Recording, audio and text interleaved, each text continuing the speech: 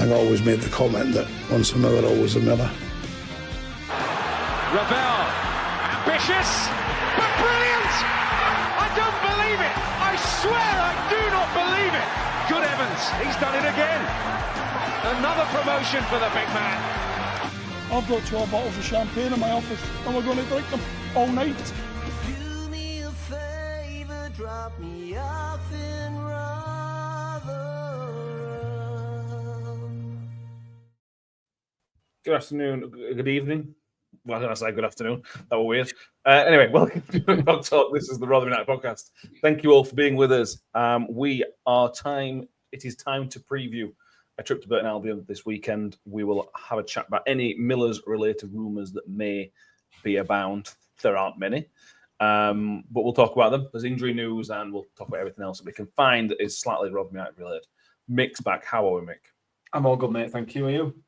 Very, very good. Thank you very much. Tom's back. How are we doing, Tom? Yeah, good afternoon. I'm all good.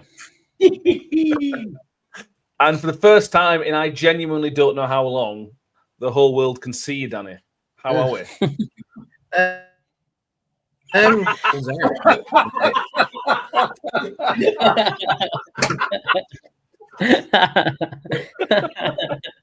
Oh no! It lasted the whole word. That fun work, wasn't it? Yeah. Genuinely, that lasted. I enjoyed that. Oh, that was good. Anyway, Danny, how are we? Wi-Fi is Yeah, no, I'm all right. I'm doing fine until about 3 seconds ago, but yeah, I'm doing great. Oh, brilliant. But I could let everybody know in the comments, we've just been on here for 5 minutes before we went live, and it was perfect. Danny's Wi-Fi was absolutely fine. Yeah. That's all you're getting. I'm telling you, it's as soon as you hit record, it goes, no, we're not doing it. Yeah. It's like being on the internet, your camera. Yeah. But anyway, we will persevere. Graham Lindley's with us. He says, evening, all. Martin Holland also as Chris Tether and Noel Jordan. Steve's also with us. Kelly Pops, good evening, everybody. Don't we just love a rumour? Scott Kent says, evening. Elizabeth Smith says, hello. It was nice to see Danny, she said. Yeah. Martin Burns with us as well. As is Showster. Noel Jordan says, Matt Kerr strikes again. Sorry, everybody. Chris Tiller says, Just before we carry on, do you want me to try and persevere with the camera and see if it gets better? No, we can try. It'll be fun. If you try, it will be probably quite funny. So I'll try. Yeah, it's not a good start, to be honest with you. Right. Okay, we'll see what happens. Chris said, are RUFC using a different calendar to the rest of the UK? Well, it's Rotherham. We do things in a weird way, don't we? Nathan Clark says, hope this podcast will be one for the ages. See what we did there, Nathan. We are a fan of it. Right, let's cover the current rumour that is floating around. The rumour is that a guy called Ryan One is how you pronounce it, and we've done a bit of research, and that apparently is how you pronounce it, is linked with us from Sheffield United. That would be a loan move if it comes to fruition. The videos you've seen, there's not many. He hasn't played very much for Sheffield United. I think it was on loan at Hamilton, I think. Somewhere in Scotland, anyway. He looks big and strong, a reasonable pace, Mick. Seems highly rated. That stature of player fits into what we've been asking for. Big and mobile striker is what we on here at the podcast have been saying we kind of need, and he does fit the profile. It certainly does, yeah. It does. Unfortunately, I think he fits the profile for a few others as well, by the sounds of it, from what's been said. Who knows? He's young, and one of the issues potentially from a Chris Wilder point of view is Steve Evans. We know, and this is not criticism. He's not a particular fan of bringing on younger players, as he likes the experience. He likes players who've been there, seen it, and done it, and are able to drop straight in. We saw with the song and others as well that he's a little bit more reluctant to give these players the head at that age. So I don't know whether that might play into Chris Wilder's thinking as to whether he allows him to come here on loan, but also given the names of other clubs that are interested. Whilst we're all in the same category as those, as Tom pointed out earlier on, it's a little bit sunnier in Monaco, isn't it? not this time of year, obviously, but it's likely to be soon. I don't know. We'll see, but it would be a decent addition, wouldn't it? Some strength and pace as well as the pace that we've already got up there. So, we'll see. So this is we're so the links to us have been just essentially fan rumor, but they've been quite strong. Ryan Oney has been linked by L'Equipe, which is a very, very well-known French newspaper. One of the biggest French, I think one of the biggest sports newspapers in the world, I think, to be honest with you. They have linked him with Monaco, loads of clubs. Juventus, I think, is one of them as well. Salzburg, Ipswich, Juventus are linked with him. So, Tom, it's not going to be him, then, is it?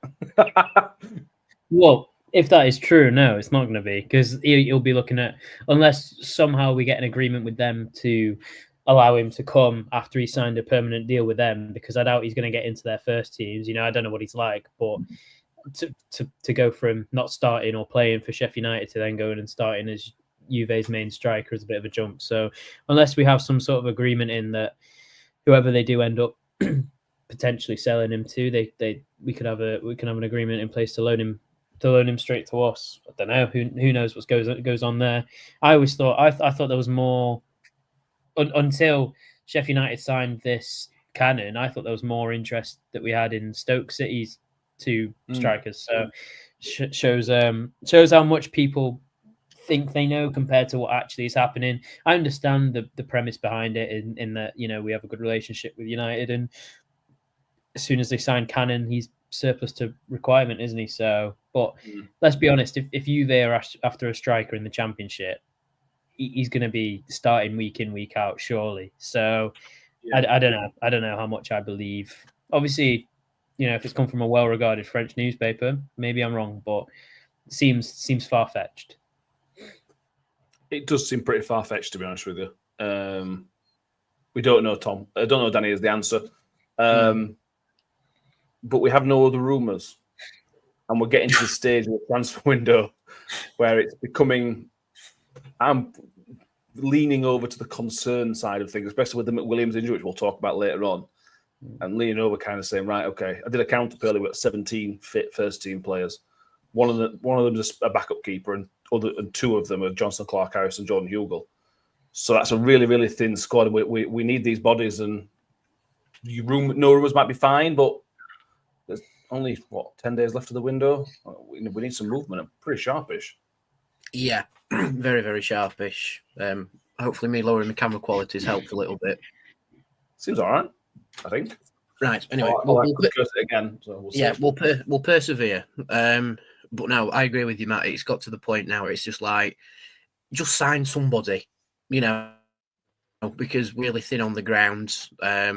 Williams' injury definitely hasn't helped because that takes him out beyond the transfer window injury-wise. So it's just like we need bodies in, or we'll be relying on frees who haven't got a club anymore, or emergency loans when it's dire straits. I don't think we're at that point yet, but it'd be nice just to get someone through the door just to buff up the squad a little bit, because you can't compete in a league like League One with 17 fit players.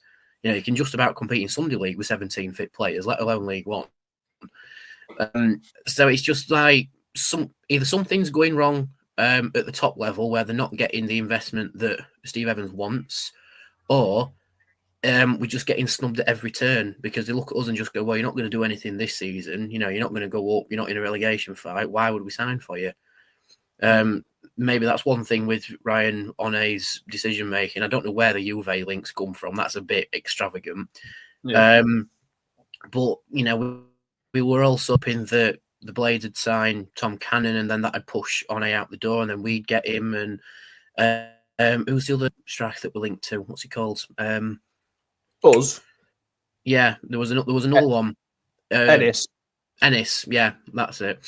So it's just like, they've just started appearing, but there's 10 days left. We really wanted these, a week ago when Steve Evans says, oh, well, you get a signing in the Bolton game, like it happened before the Charlton game.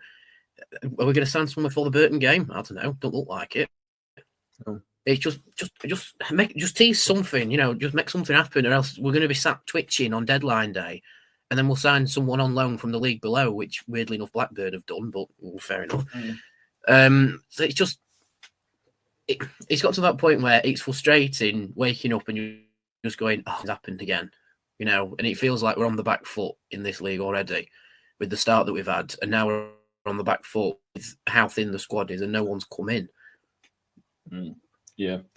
Tom Casey will definitely sign some players, but at this rate, it might just be the ones to make up the numbers. Martin Miller says, don't sign anybody for the sake of it, which is right, Mick. But there's a balance to be had because, again, you need the numbers. If we went into the rest of the season without any signings, the squad's not big enough. So you need a backup striker, you need another cover at right back or whatever the case. But the squad isn't big enough, so we do need the numbers. So you've got to find that balance of. Yeah, but it's not just squad out. Listen, it's not a question of if we just get anybody in. That's a ridiculous statement, isn't it?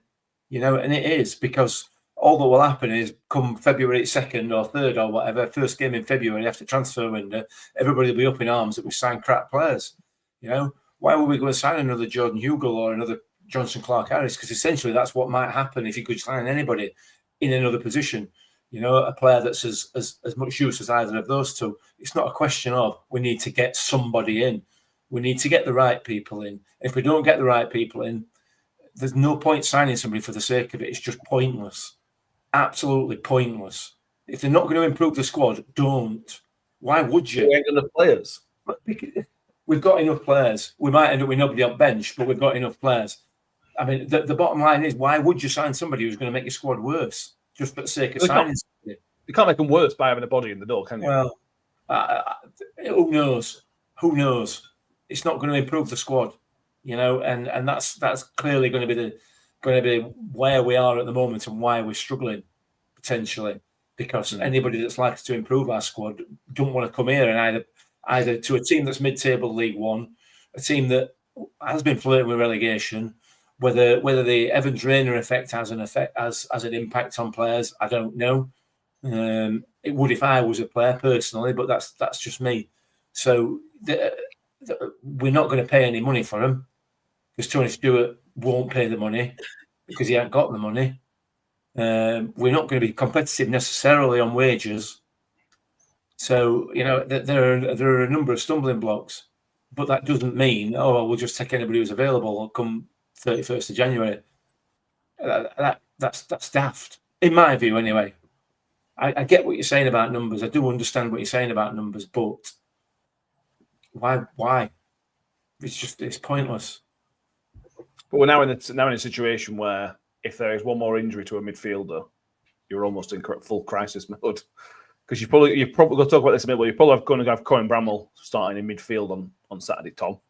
Then you've got Liam Kelly, who's the backup to all of those midfielders. So midfield's a massive problem. If Andre Green gets injured up top, that's a crisis up top because you're then having to play Clark Harris or Hugill. Centre half, you might be covered because of Raggett. But again, one more injury, our injury situation is quite good. There's only 2 players out injured. That's an all right injury situation. Add a couple more injuries in there and you're in serious problems. Is it? I thought it was just one. Is it 2? Williams and Nombe. Well, we don't know about Nombe. Sorry. Yeah, apparently, yeah. I mean, I do agree with Mick in that we should obviously we shouldn't panic sign, but the devil's advocate I'd say to that is that you've got 5 loans, and I get that you want to be meticulous in trying to get these loan players right, but what's the harm in going out and signing a Premier League youth player midfielder who starts week in, week out for them just to sign as cover on the bench? Because as you said, Matt, I don't think we are in a crisis because we have enough players to sort of sustain an 11, but it's not, the team that plays fully fit can be improved in areas. So it's not like we're playing with a full, this is our best 11 sort of team at the best of times. So I do think we need bodies in the door, especially with letting 5 go, maybe, was it? Off the top of my head. And not bringing anyone in. You either promote youth from your squad, or you have to, promote someone else's youth and bring them in on a loan or whatever it may be. And at this point, it is getting to a near point of panic buying, I think, which is exactly what happened this time last year. Was whether or not we had deals that weren't done, whatever it may be, we didn't necessitate them or whatever it was. But we ended up signing 3 players on deadline day. Sariki, who never played, who looks a decent player. Charlie Wyke, who now plays for bottom of the league, bottom of the EFL pyramid, and Rinamoto, who actually, didn't mind. They weren't signings that you look like Richardson wanted to make. So is it going to be another case is that we're just going to get thrown whatever, sort of meat's left on the bone? And it's tough, because Evans, by the sounds of things, wanted players in pre-Huddersfield and post-Huddersfield, and he's not even going to get them pre-Burton 3 weeks later. I don't want to put blame on anyone, but it feels like there's a lot going on behind the scenes that perhaps I don't think Evans is in control of. And I think it's really sort of shows just how sort of unclear it is in regards to who we want, who we can get, who we actually, it just needs a bit of a mess to me personally, and getting to the point of sort of panic buying, panic loaning, whatever. Yeah, and the frustrating thing is, Danny, that we've got ourselves as the players, and Evans has got us into a position where we are in the conversation for the playoffs. We're nowhere near it. We're not in the battle yet. We're in the conversation of win X amount of games, and you're within so many points or so. So if it does end, the transfer window ends with minimal work or whatever the case may be, you're going to find it difficult to be in that fight, because the squad depth is what gets you into the playoffs, and if it's good, obviously that can get even through the playoffs. So if it ends in 10 days' time as bad as it feels at the minute, it's going to take away some of the positivity. The league would. Oh, we're back. Hello. Yeah, it farted. We're back now. But yeah, you'd think a team on the rise, going from 17th to 13th over the space of 3 games or so, would actually be quite an appealing option to, I could go in and improve that team and get them going again, and keep them going up the league, and that'd look brilliant on my CV, going up and up like that. But what's makes me think it's something higher up that's put the lag on it, like my Wi-Fi's just lagged there. It'll get to a point of, yes, we'll sign off on a player, it'll lag, and then nothing will happen. But yeah, it sort of took out any positivity, like you've said, because we were all getting excited. Like, yes, we're going to players in and improve the team. That was pre-Bolton. It's like, all right, there's been a bit of a lag, fair enough. And then still things happen, and still nothing's happened. So it's like, well, where's the crossed wires happening here? Because at the window, I think like the first week in or so, Evans is quoted as saying in the Advertiser, Tony Stewart's getting annoyed that I'm not spending his money. It's like, but what is the money to spend? There's a comment in somewhere, where are we? From Sam Walker, relegated, so player sales may have offset loss in revenue. Yeah, potentially. That is an option as to why we're not actually looking at spend fee this window, but there's still loan players to come in. We could actually bring up someone in to, again, improve the squad. I don't think we should sign someone out of necessity. It's just at that point of I want us to sign at least somebody, somebody who might improve the team a little bit. But we've not heard anything about that. So it's like, what's happening? I'd love for Evans to come out in the press conference tomorrow and just go, yeah, there's a bit of it's not happening. Nothing, we've not had any replies back, so at least we know what's happening, and we know that we're moving on to the targets and not just sat twiddling our thumbs, not doing anything. I want a bit more communication out of everything, but yeah, not going to get it, are we? Not going to get it. No, you're going to be careful with communication, because what Evans has done, and this feeds into the problem, the frustration a little bit as well. When Evans talks up the playoffs, that if you are going to challenge for the playoffs, you need to have a good January. That's it. You can't have a bad January and then still get in the playoffs. It's just not going to happen. So when he talks it up, and when he talks, we're going to be within touch at the end of January, you've got to have it. You've got to have those players come in. So if he knows that we're going to struggle to get players in, why does he keep talking it up? Because he's building up this expectation from us as fans. Or maybe he's having the rug pulled from underneath him. I suppose we don't know. Steve says first 11 has been good enough for last 6 games, but only Nombe and McWilliams to bring in from last game. The rest of the squad makes the team worse. And it's It is a question for everybody though. Over recent games, we've sort of tweaked our system, haven't we? And it's got us playing a lot better. You know, Humphries has moved into midfield. Bramall's moved further up as well into midfield. So has that the transfer target tree? You know, has that completely changed our outlook on what and who we need to bring into our team to make it better? You know, because I'm sure before January we had the one plan that would improve the team as it was playing there and then. But now we've got tune out the way we're playing now. Has that altered the targets that we want? Has that removed some people off it? Are we looking in a completely different direction now? Just to play devil's advocate, maybe that's why it's so slow and we've not heard anything recently because the plan's changed. Possibly. I don't know. You'd hope that the club's a bit. You'd hope the club's a bit more forward thinking than that. I think what you can really consider is that Evans said, maybe November. I can't even remember how early he said he wanted a striker, and he still wants a striker now. He keeps saying in every single interview, "I want a striker." The fact that he said it in, I may be wrong here, it might have been early December, but it felt like November he said it. 2 months later, almost at the end of the January transfer window, and he's still not got a striker.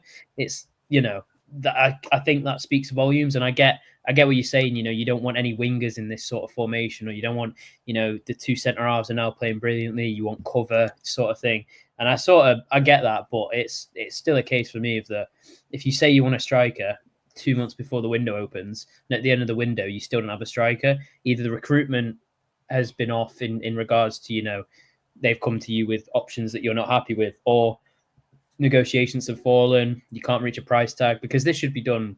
You know, you think about how early some teams do sign players. If you know what you want 2 months before it's happening, you should negotiate that deal for the 1st of January. And then the 1st of January, you should announce it. And to me, that's the way that an efficient business football model works. And it feels like we don't have that. Yes, completely agree. This all links in, Mick, a little bit with the second rumour that we're going to talk about. Now, I don't think there's anything in this, but I didn't think there was anything in other rumours that have happened. So, sadly, Ian Evatt got the sack on Wednesday, and we're all devastated for him. Oh, God, that's why I'm wearing black. Yeah. But what popped up from this is that Steve Evans is apparently favoured by some of the board members. Now, again, I don't think Bolton are the type of club to go for something like Steve Evans. I think they'll want an Ian Evatt type manager, somebody who's more progressive, that kind of thing. A more modern day manager. I don't think they want to be seen with something like Steve Evans, although I think he'd do a good job for him. But Mick, if what we're saying is right, that there are issues with the recruitment team and maybe the money's not there that it was, if somebody like Bolton was to come in, if I'm Steve Evans, I am jumping ship. They've already spent £1 million on somebody this month, so they've got the transfer budget to burn. They're a much bigger club than us, or a bigger club than us. It was just an interesting rumour that kind of got me thinking that, if I were Evans, I'd be getting my agent to put some feelers out, to be honest, because that's a huge opportunity if it was available. Well, I mean, we know that Steve Evans will jump if a big chance comes his way, because he's done it in the past. I know we'll blame him. You know, ultimately, if he's going to get paid money and been given a budget, then you wouldn't blame him. So yeah, it came a bit left field. I mean, my condolences to Ian Evatt. Obviously, it's a tragic loss to football, and I'm sure Bolton fans feel desperately sad about that. And I'm sure they'd be very, very happy to jump out of the Ian Evatt frying pan and into the Steve Evans fire and all. From one disliked manager to another. Who knows? Kelly Bob has got it right there. Maybe a straight swap. We'll have Evatt and they can have Evans. Listen, we're used to seeing tedious, boring football. We've had it for 2 years, two and a bit years. So we don't have the expectations that huge clubs like Bolton have. So Yeah, it's a bit weird, isn't it? It is a bit weird. I'm not going to lie. I think it's probably nonsense, but it depends. You know, I don't think this transfer window will have an impact on it because they will appoint before the end of the transfer window, I'm sure. So any lack of support that Evans gets from Tony Stewart or whoever, I don't think will impact that appointment. They may make him an offer. They may come after him. I just can't see it. You know, I can't see it. I think Schumacher and that type of manager is somebody that they'd be likely to look for, or look at even. We'll see. But I as you said right at the beginning there, I don't think the Steve Evans, Paul Rayner way of playing football is the way that they would like to go, quite frankly.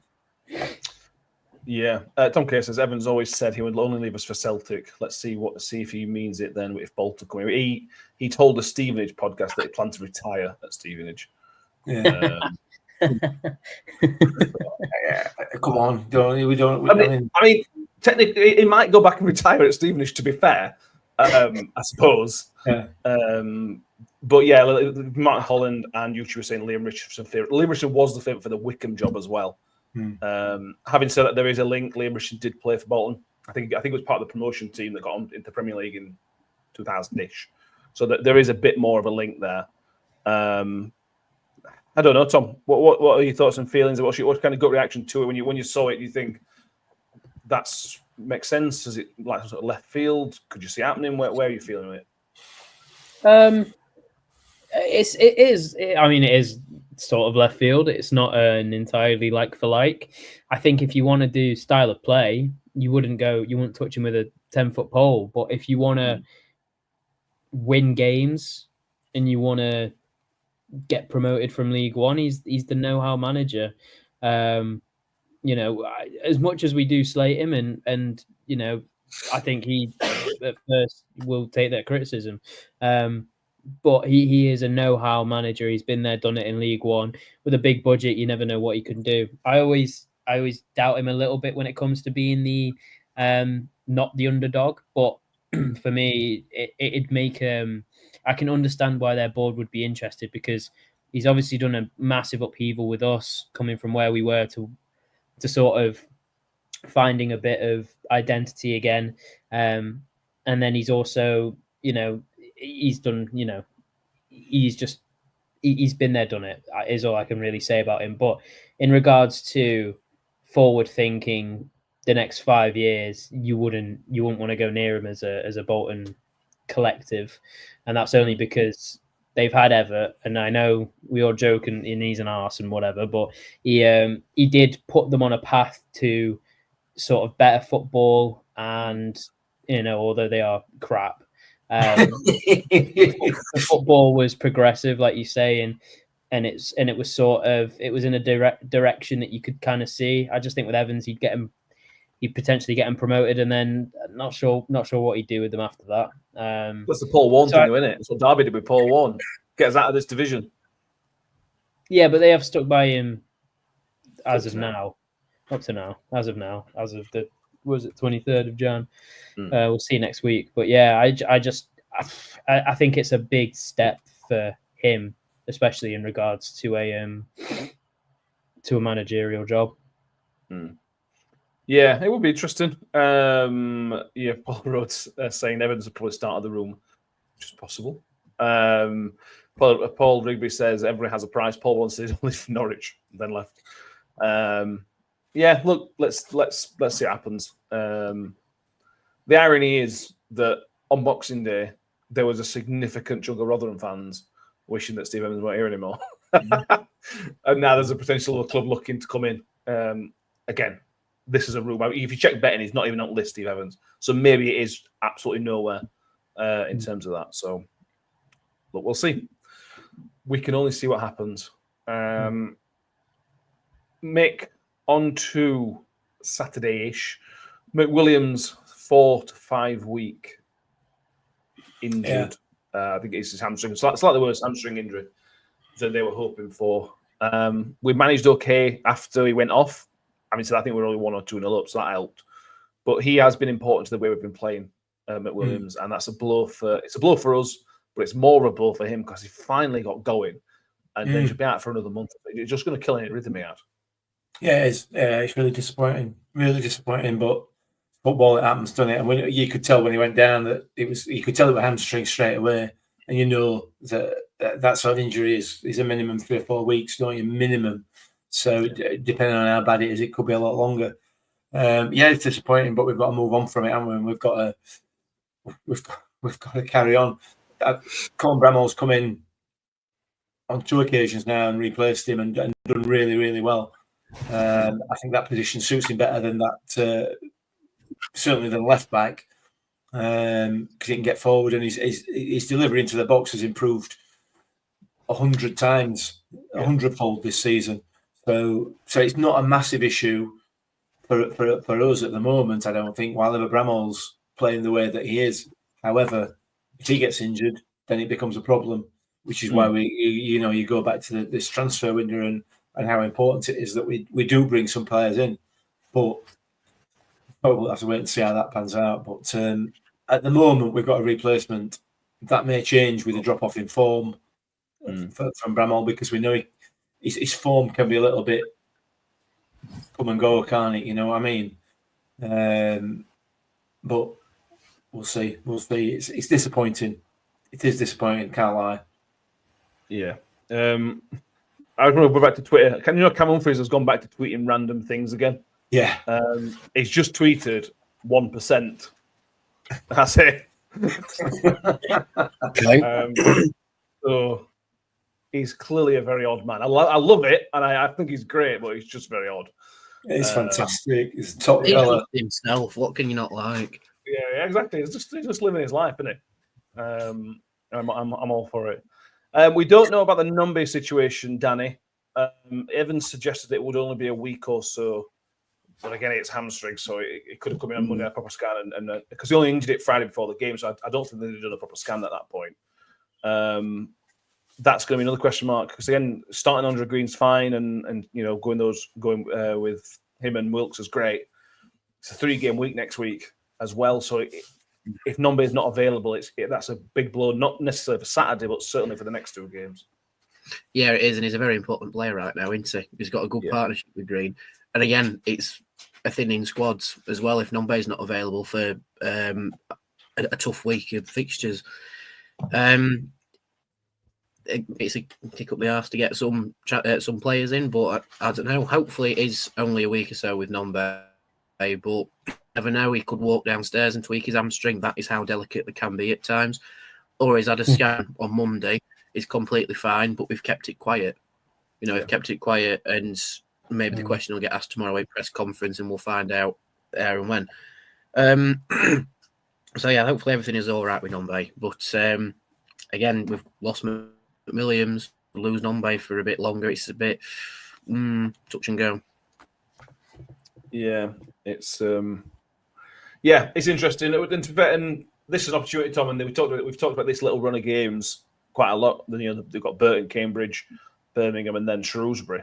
This 4 run of games, if you can have a really good run in these 4 games, you'll shoot up that table. And that's what makes these injuries, the timing of the injuries, even more frustrating. It's with a fully fit squad, you'd back us to beat all 3 of those teams that are in the relegation zone. And you do it, but obviously injuries, options off the bench go down as well. Burton have won midweek as well, which might not help. The timing of the injuries is a big issue. Yeah, and it is a bigger game than people think. Just because of league position doesn't mean a lot in regards to, we are. There's still a stigma about us playing away for some reason. I also think they did a job on us at home, so why can't they do it away? And we're not, we are full of confidence. We are full of sort of fight and passion now, but it only takes a mistake, and it only takes this, that, and the other to have a disappointing defeat, and then you risk that sort of morale dropping again. Not to mention if we play the game and there's 1 and 2 injuries, but that's such a pessimistic way of looking at it.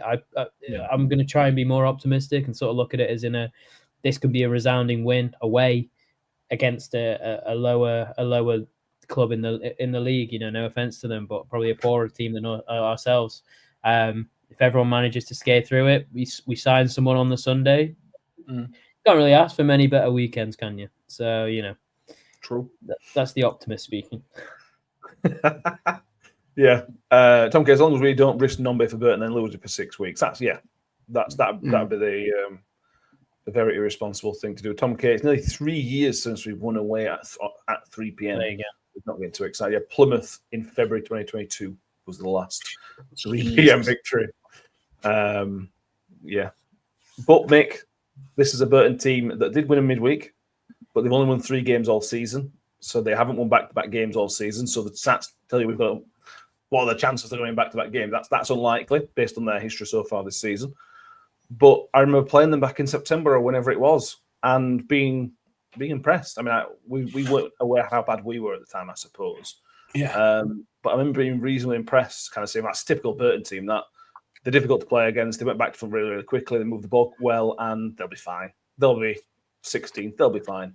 I'm really, really shocked that they've gone on to be as bad as they have been. And yeah, it's a very, very much a surprise based on the original game. Yeah, it is, absolutely. They played some nice football, but they were just completely toothless when they got out of their own half, weren't they? That was the problem. And that's obviously what the issue has been. We talked long and hard over many, many years about teams at this level trying to play football and trying to play the ball around at the back, and they're just not going to be good enough to do that under any sort of pressure. And that's clearly what's causing them a problem. I would imagine that, and couple that with the fact that, like I said, they've got nothing going forward. So this is a game that we need to win. We have to win it. We have to go there. We have to be positive, play on the front foot like we've played on the front foot for the last, since Lincoln, and we will win the game. But if we do that, I don't know. It's Saturday, 3 o'clock. We're away from home. No, none of them things could probably happen. Will probably happen. So, yeah, we've got to go there and win this game. Surely.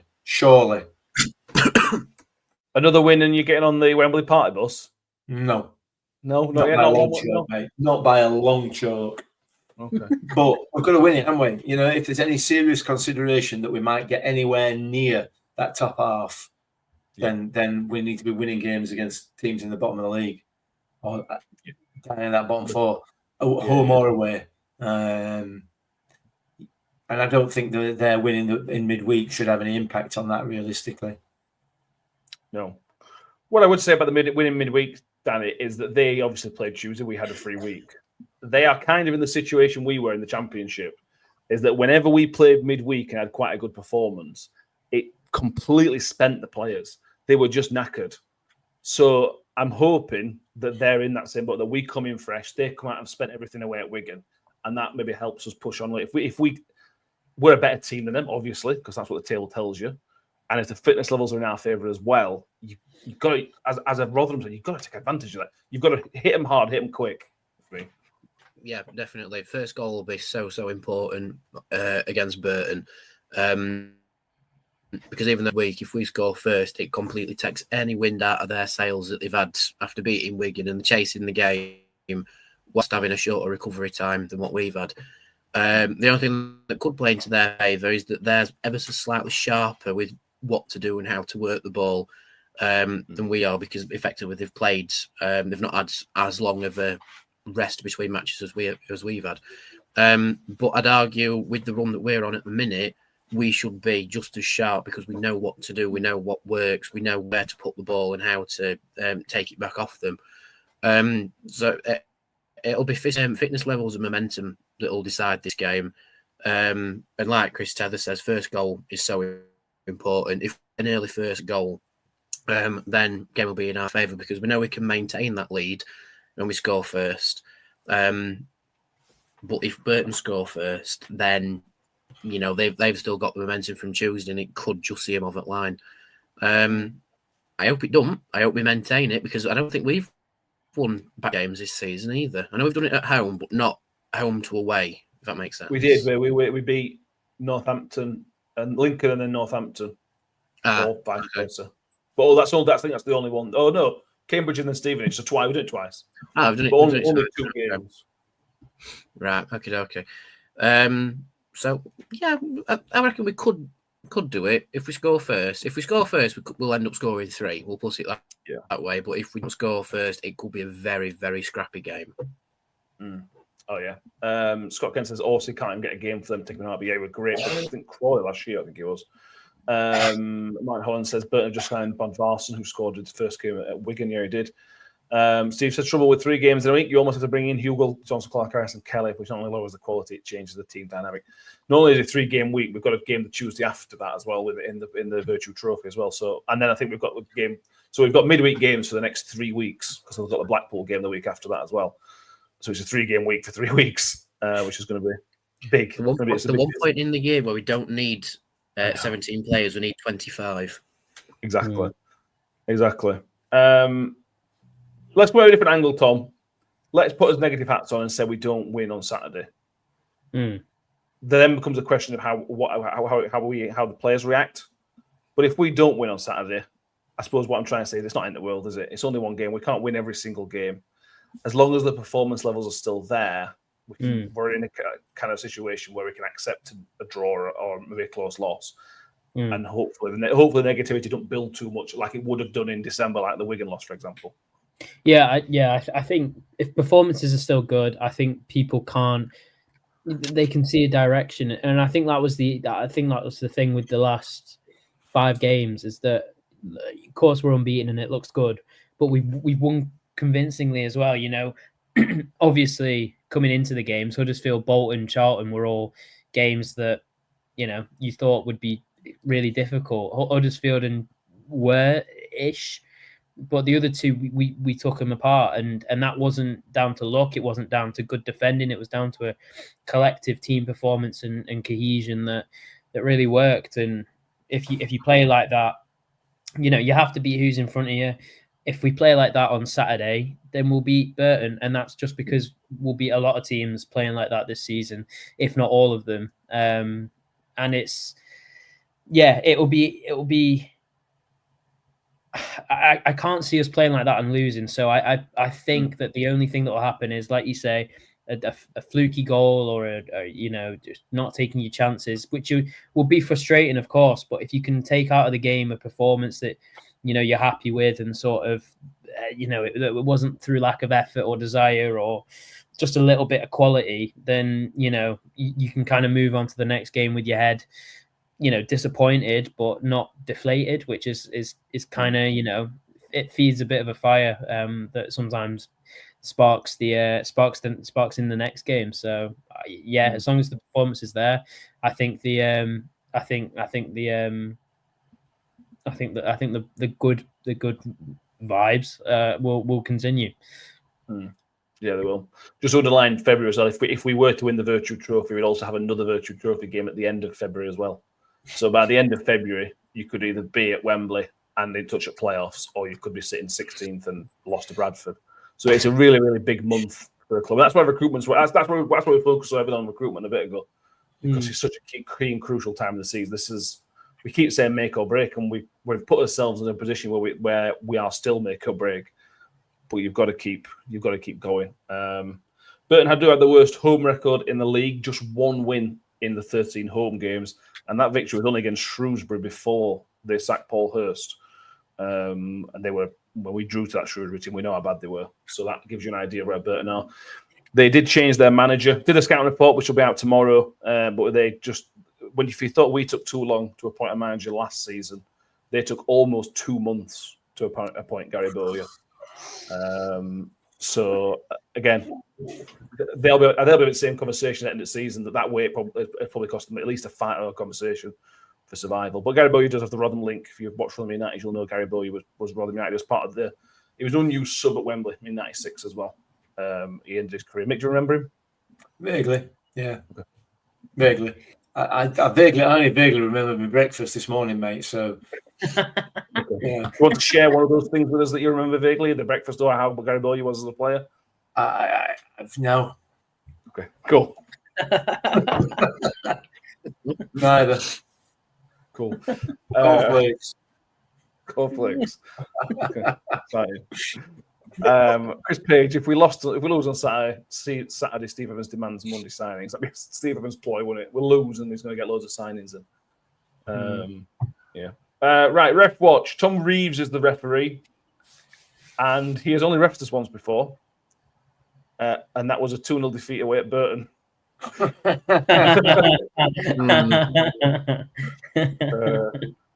Yeah. Okay. Matt Miller says, can accept a draw or a loss, which was what he says against Burton. What if the performance is okay? Even though we lose, we can accept it. Nope, we can't, guys. Burton must be beaten. I agree with him. You agree with him? Yeah, 100%. Has that you been snobby against Burton because of the second moment league? No. Okay. It's me saying that we've set this ball in motion now. We started playing well. We started dominating teams. We started performing well. Get out there and get a result. You need to get a result. You should be getting a result. You know, we've taken teams far, far better than Burton apart. I say far better. There's not many teams in this division that are far better than anybody else, is it? Relatively speaking. So yeah, this is a game that we should be winning. We have to be winning it. If you want to be in any, you can't win every game, though, can you? No, you can't. But this is not one of these games where, look, if we perform all right, fair enough. Birmingham, yeah, all right, put a decent performance in. But this is not one of those for me. This is one where you have to be expecting 3 points coming out at the end of it. It has to be. If you've got any sort of inclination that you might possibly make anywhere near sixth position at the end of the season, you can't be having a good performance and a defeat at Burton. Fair enough. Due to us, we never play well against the bottom teams. Yeah, No. I think the only team we've beaten in the bottom 4 is Cambridge, which came off Sam Nummy's arse. So that tells you the record we've had against all 4 teams at the bottom prior to kick-off on Saturday, that is. Reg saying we should be beating teams like Burton. You know what you've done there, Reg. You see it. You did it wrong.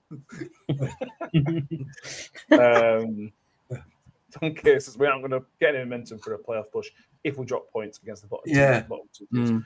Tom said it far better than I said it. That's exactly what I meant. More succinctly.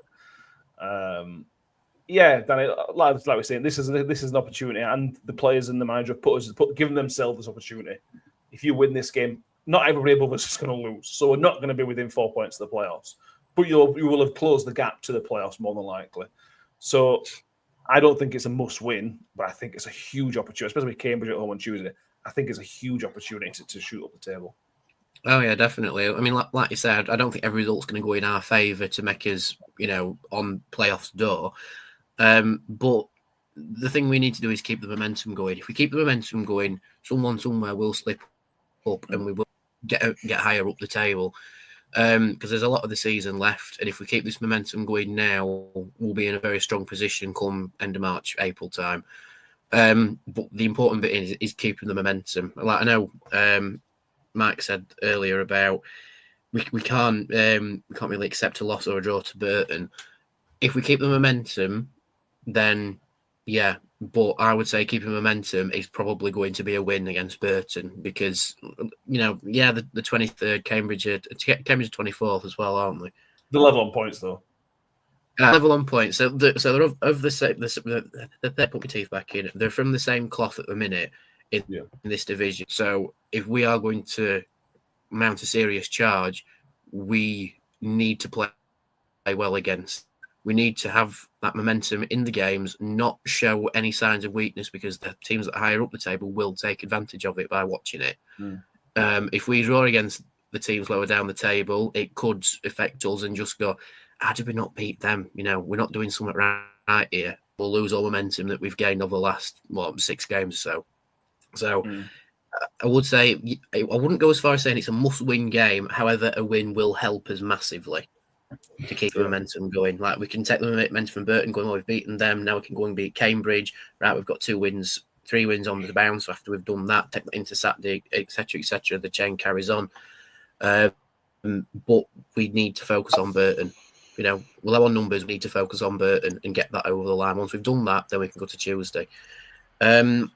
So yeah, keep momentum going, and who knows what will happen. But if we don't beat Burton, we may lose anything we've gained. Well, yeah, then it's about how you're acting it. If that doesn't happen. Craig Hollis says, if we want to have a sniff of the playoffs, we must win the next 2 home games, no ifs or buts. Derek Henry should be beating teams around us and below us. Martin Hearn says it's a must-win based on the following Saturday. Says 2 back-to-back, 2 away losses in a row with Birmingham next Saturday could set us back. It'd be very Rotherham United to lose to Burton and beat Birmingham, though, wouldn't it? It'd be very, very Rotherham United. But they've got bigger fish to fight at Birmingham. They've got the Hollywood boys tonight, haven't they? It's fun. Richard Brown says teams always have a change of form against us. But that's they've won. Spent a lot of energy. Let's be interesting to see how they're going to pick it. We are 4th in the form table, so that gives you an idea of where we are at the minute in a really, really good position to move up the table. Right, let us go through the prediction league. Where are we? A couple of weeks since we updated it. So here we are. Mick still top of the table, 2 points clear of Tom. Joy is level on points in second place, though. Danny's not far behind. And this recent run of form has brought Kev back into conversation as well, by the way. Kev's only 5 points off the top. Ben needs a miracle. I don't know why. Ben's sitting bottom, 9 points off the top. Right, we have, obviously, Kev's gone for 3-0, sorry. He hasn't changed it. Ben's gone, I think he went 2-1 on our chat. Let me just double check that. Joy has definitely gone for 2-1. So if we win, there's points for those 3. Yeah, Ben's gone 2-1 to us. Danny, you're lower down in the table, so you can have first crack at this. Where are we? Thanks. 2-1 win, I reckon. You can't all go 2-1. This defies the point of a league table if you all do the same score. all right. I'll go 1-0 then. 1-0. 1-0. Clean sheet, I can see that happening. Yeah, war of attrition and we just win it. There you go. Yeah. Tom. Based on how we're playing, I'm going to say 3-0. I'm going to do a Kev. Like it. Mick. Lots of positivity, isn't there? So we went away on a Saturday at 3 o'clock for 3 years. It's got to change. We're playing bottom at league, and we're notoriously dreadful against when we play teams down there, particularly when we need to win. In my head, our record at Burton is awful. So I don't know whether it is. It just feels like that. Yeah. And they've won their last game on a bit of a high. So I think we'll win, and I think it'll be 2-0. I think we'll keep a clean sheet, and I think it'll be 2-0 Rotherham. So all that build-up was completely pointless? It'd be pointless. I was just filling time. I was just trying to... sorry, did you not want me to do that? Did you just want me to go 2-0? Thanks for asking. YouTube user says 3-1 to us. Terry says 3-0 to us. Chris Taylor says 2. Bill says 2-1 to us. Tom K says 1-0. Harry says 1-1. Gazette S2 says 2-2. Martin Holland says 2-0 to the Middle Scott against 3-1. Steve says 3-0 if we score first. Noel Gordon says 2-0. Chris Miller 2-1. Mike the Miller 2-0. Reg, yes, Reg, 5-0. Let's do that. First away win at 3 o'clock in 3 years, and we win 5-0. Yes, that's how you do it. Paul Rose says 1-0. Now the last time we won 5-0 away from home. That would be some time ago. A long time. I can't remember a massive win away from home in ages. I'm sure somebody in the comments will now correct us. But I can't remember. When we got promoted last time under Warney, we had a couple of decent wins at home. I can't think of any big ones away. Oh, well, Donny in the cup. Donny in the league were 5-0, wasn't it? And then the league 6-0. Yeah. So Donny, unless anybody's got any raisings of that, Donny 5-0, I think, was the last biggie. Richard says 2-0 to the Mills as well. We would take any of those because they were all victories. Most of them were victories anyway. YouTube has just heard there's an announcement tomorrow. Could be anything. Hopefully it is a player, but we literally have nothing to base that on other than this guy might come from Sheffield United, which we don't know. We have killed not enough time. Is there anything else we need to mention tonight? Because we've gone like 15, 20 minutes shorter than we normally do. And it's January transfer window. We're not got loads more to talk about. Can I? I'll inquire. With the injuries that we have in midfield, do you not think it's weird that we haven't sort of even now pressed on that issue? Because we have 2 strikers who start. We have Nombe, 3 strikers. We have Hugo and Clark Harris. We have 5 strikers who can theoretically play. Adding a 6th to that, although it might be better. Yeah. Do we not need? Should it not be a case of that we need to prioritize areas rather than players? Yeah, is my I completely concern. agree. Yeah, the central midfield area is the concern. What I would say with the formation we're playing, you can play that front man's almost a 10, so you could play Green there, you could play Nombe there at a stretch as that kind of thing. But where Powell's playing, but we are desperately short in that area, Danny, aren't we? Central midfield that is the concern, because if Cam Humphries gets injured, Liam Kelly comes in. Liam Kelly's really struggling at minute and has struggled all season, so we're relying on Cam Humphries to stay fit, and his hamstrings are notoriously not very good. Yeah, well, I said earlier in the window, in fact, I said before the window, when everyone's like, I'm going to be signing a striker. It's like, no, we should be looking at midfield, fill that out, make that competitive, because, even when we were playing the way we were beforehand, we still were very light in midfield to the point where we bypassed it at times.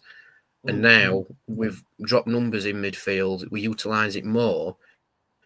And we've tweaked the system where we've kind of got an extra midfielder in Cam Humphries playing as a CDM, and yet we still persist in a strike. It's like, no, we need to fill out midfield a bit. We need to fill out midfield so we can dictate play properly. And then once you've got midfield sorted, then you look at potentially your striker, and getting in a striker who's a better option. I think our first protocol should be a midfielder, and then a defender, and then possibly one or other in the same position, and then a striker. Yeah. With numbers in the squad list, we have enough strikers. Quality-wise, all right, yeah, fair enough. We could probably do another one. But in terms of numbers on the bit of paper, we need more midfield. We need probably 2 midfielders, depending on Williams' injury, and potentially another defender of some sort as well, probably a right back, potentially. Yeah, I don't know. Maybe we've not said anything because they are the closest to, and he's harping on about a striker to get people interested in what we're doing. I don't know. Classic Steve Evans. Yeah, it's classic Steve Evans. My house has fallen to bits, but I've got this lovely car. That's basically what it is. Maybe that plays into the Bolton rumour as well. Maybe Evans has said that and said to Tony Stewart, if you give me more money, I won't sign for Bolton. Yeah, Q signing £4 million on deadline day. Tom Case, there's only 5 defenders to cover the entire back four. You're forgetting Alex McDonald's also, and is a natural defender as well. Oh, come off it! So don't forget about that. He's not the right back. Terry Fleming says Rags to centre back, Hacks in midfield. So yeah, Hacks is an option in midfield as well if you get. But it's putting square pegs in round holes again. It's not. It's making do. It's not depth. And you can argue, but the thing for me, and don't get me wrong, like Clark Harris and Hugo at this present moment in time aren't up for it. So you probably do need an extra striker in there just in case. But the priority has to be depth, because like we've seen, McWilliams is injured. That puts Bramall, a left back who's playing out of his skin in centre mid, there. That's fine for now. But then what happens if, Humphries picks up a knock, or James picks up a knock, or Rafferty picks up a knock, or Bramall picks up a knock? Bramall and James both said that they pulled up late in the game against Charlton. If those were 2 injuries that they couldn't play the next game, that's fine in most scenarios. You just bring in someone else to play. But for us, it's not quite, a big red button, press it, we're screwed. But it gets to the point where you're dropping Green into midfield, and then you have to put one of the Clark Harris's or Hugo's up front, and it's just everything's out of sync, everything's out of place. And it's, for me, as soon as we said that we needed a striker in whenever it was, fine, get it done early, whatever. But we've sort of done it the whole of January, and it's just, yeah, it's just we focus on a striker all of Jan. Knowing our luck, we'll sign one on the last day of the season, have no one else, then have 6 strikers. We'll end up playing Hugill at centre half, and Clark Harris is a holding midfielder. It's just square pegs, round holes all season. Something needs to change. So for me, we've made the all season. We have, but then when you are in a position to attack the playoffs, and if you've been talking about the playoffs since June, well. You need to do better than what we've done so far, basically. Yeah. And don't get me wrong, I'm not blaming recruitment. I'm not blaming manager. I'm not blaming anyone for this. It's just it happens again and again and again that there is obviously an issue there, and an issue that personally I'm not qualified enough to explain. But there must be an issue that. You do your business so late because of recruitment's not getting it right, or the manager's not happy with it, or this, that, and the other. But I'm not blaming anyone. But there's something that is going wrong that has to sort itself out, and whether that's personnel or sort of philosophy, whatever, I don't know. Warren had an issue with buying nice guys. I don't think Evans has that same issue. So then you go down that line, and you could jump in many a rabbit hole about this. But one thing's for certain is that we need to. We need to bring in depth realistically. We need to bring in depth that's going to challenge those players, but also we just need it. I don't know. For me, it's just a case of it feels like we're 2 injuries away from a disaster at the back, but 3 injuries away from starting Clark Harris and Hugill up front. So, yeah. You say you're not blaming anybody, Tom. It's 2025. What we do nowadays is we blame people who have nothing to do with the actual problem. That's what I mean. I could blame all of them, or I could blame none of them. Blame the coach driver. Coach driver's done it. Yeah. I'll take it if you want. Blame me. Yeah. The first time we've been blamed for a bad transfer window, to be honest with you. Yeah. So blamed about everything else. Negative. We're always somewhat. Matt Mill says Hugill is centre half, Johnson Clark is midfield. Hey Tom, don't shout it too loudly. Evans may be taking notes. Well, he does watch the podcast. Hello, Steve. Yeah. And the Lewis says, what do we think of the picture in the Ronnie and Breck in the family stand? So this, I don't know if you saw the tweet this week. They've put in the family stand. They've put a big picture up of a stand and then a set of seats in front of it. Now the club have just tweeted that out this week. We sit in the family stand. That's been there since at least the start of the season. This is not newly installed. I don't know why it's taken till now for them to announce that. Because every time I walk past it, that's a good idea. It's interesting that. And then the club have kind of announced it now. And the picture's been up there as well with Ronnie and Brex on it. It looks good. It's not a new thing though, is what I'll say. But it looks good. It does look good. We went down a rabbit hole then. Anything else we need to mention? Still 10 days left at transfer window. Let's not get 8 days, whatever it is. Let's not get too ahead of ourselves yet. Let's not spend hours. Eh? We said that last January. Yeah, well, I know we got some players in, didn't we? We got some decent players and we just didn't flipping play them. That's probably what's going to happen this time. Which of those 3 players? Rinamoto was decent. Which of the other 2 were decent? Well, Sariki's doing wonders. Doing wonders at United. He was a decent player. Just played out of position, unsurprisingly. And then never played him. That's probably why this other lad from United is not coming to us, because Evans will play him in net. To be fair, Evans only in 3 games, and Evans did play him against Cardiff. Yeah, he did. Yeah. I'm not blaming Steve Evans for that. I'm not blaming. I mean, I've blamed Steve Evans for a lot, but I cannot blame him for last January's transfer window. Yeah. Although I suppose maybe I can really. I'll think about it. Makes me have a whiteboard with going I no intentions of backing Liam Richardson because he wanted Evans in, so it was Evans' fault that we didn't do very well in transfer window last season. That's January. He's done it. There you go. Anyway, come on. Paula Rhodes, it's January. She's eating her first cream egg. That's amateur. They're out in December after Christmas, Paula. That's when you start. I tell you what is available, and I need. If anybody can tell me where I can get this from, Terry's chocolate orange cream eggs. Is that a thing? Oh my, that's a thing. I need to know where they are. If anybody finds them, please tell me. I can't find them anywhere. Terry's chocolate orange cream egg. Oh, is it a cream egg stuff inside, or is it orange inside? It's orange inside. Right. Okay. But a cream egg thing. Yeah, I got it. I'm all over it. Please, somebody find me them. Monday night comments. I need to know where they are, please. Okay, yeah, fair enough. Anyway, by the way, we'll finish on the laughing. Have you seen Watford sacking the manager again? By the way, they found themselves within a point of the playoffs. They spent zero money within a point of playoffs, and now they're sacking the manager, who's super popular with their fans as well. It's a bit late. Let's be fair. Come on. How long has he been manager now? 4 weeks. Yeah. Anyway, Harry, is this quiet? This window? It's been chocolate talk. Yeah. Yeah, exactly. Yeah. Oh, Cliff Bob's Iceland. Iceland, right? What, the country? Yeah, you'll have to see how Arnie's doing while you're there and all. Yeah. I'll see if he'll come back. Yeah. Sound. Right, I'm not going to ask. We'll just end. Thank you all for watching. I can see there's literally hundreds of people watching tonight.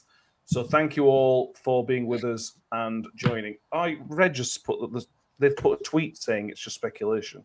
Is that about the orange cream eggs? Or That's rumour from Iceland. Make sure you've subscribed. The Scout Report is out tomorrow. So if any of you, several hundred people, want to watch me talk to Edward, the Burton fan from the Brewers Babble podcast, which is a great name for a podcast, check that out tomorrow. They'll give us a bit of a rundown of what went well for them against Wigan and what steps they need to take to pick up a win on Saturday, which I obviously hope they don't do. You'll be back on Sunday, which will be a review of the Burton game, and then a preview as the team that are currently bottom of the table come to New York Stadium on Tuesday. If you're listening on iTunes or Spotify, make sure you have followed or subscribed or 5-star rated, whatever the case may be. If the over 400 people of you that are watching on X haven't done so already, make sure you're following us and get over to YouTube and subscribe as well, because you'll get instant reactions and scouting reports that are only available through the YouTube channel as well. Mick, let us know on Sunday about the Easter egg hunt that you may have. Yes, I'm on it. We expect bring it up for everybody as well. Not a prayer, mate. Not a hope in hell that's going to happen. And Tom, thank you very much, mate. It's been fun. Yeah, no, it's been a lovely afternoon. Thank you. I'm off for a night out after this. And thank you, Danny. Danny, your Wi-Fi's basically been all right. Yeah, I know. Result that's best result of the transfer window so far. I signed a new Wi-Fi router via Tom. It's on loan from Tom. There you go. That's why I've not spent any money, because I've